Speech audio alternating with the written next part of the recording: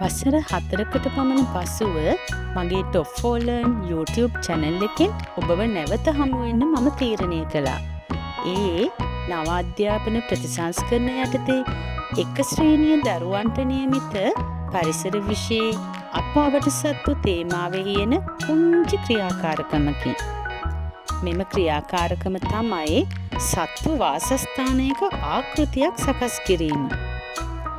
ඒ සඳහා පුංචි ඔබත් සූදානම් වන්න.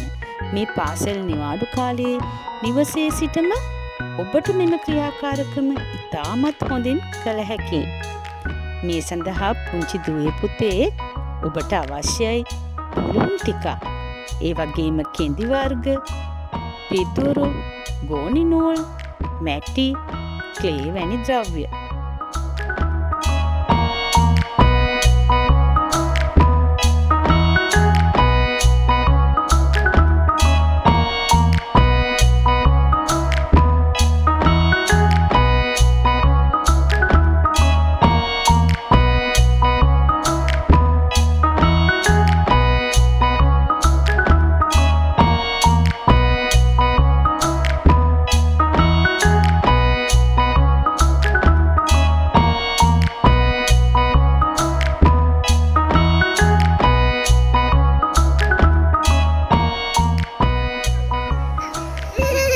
මොකක්ද ඔය? මේ කවුද ඉන්නේ? මීමැස්සෝ. අය? බිත්තර එන්න මේ ලොකු අම්මා.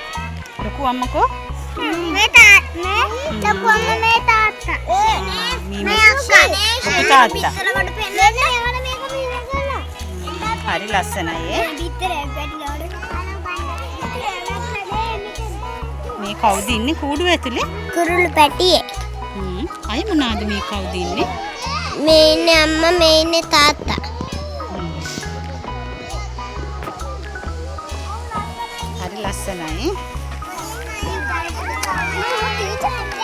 මේ මොකද්ද? කවුද මේක හැදුවේ? කොලේ නම්මයි ලේ තාත්තයි.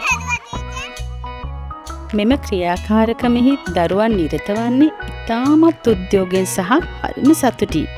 ඒ වගේම ලබා දෙන උපදෙස් අනුගමනය කරමින් දරුවන් තමන් තුළ තිබෙන නිර්මාණාත්මක කුසලතාවයන් අනාව හසුරුවමින් සාමූහිකව තමන් තුළ තිබෙන දැනුම සහ හැකියාවන් මෙම වාසස්ථානාකෘතිය නිර්මාණය කිරීමට යොදා ගන්නා ආකාරය ඉතාමත්ම අපූර්වය.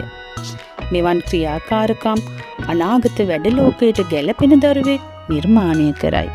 ඉතින් පුංචි දුවේ පුතේ මගේ මේ වීඩියෝ එක බලලා ඔයත් ලස්සන සත්තු වාසස්ථානයක් නිර්මාණය කරලා බලන්න.